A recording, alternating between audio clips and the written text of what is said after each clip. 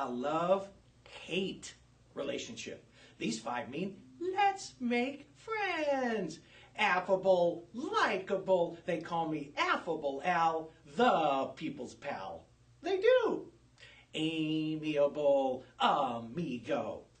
Congenial, kind, and generous. We all know Miss Congeniality. She might not be the most beautiful girl at the pageant, but she's the sweetest, the kindest, the most harmonious.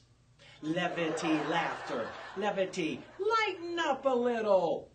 Amity, family. Now, amity doesn't mean family. Amity means the good feeling that you have for your family. These 5 mean I'm ready to fight. Belligerent, militant. We're talking drill sergeant here. Bellicose, bully. Ooh, I hate those bullies.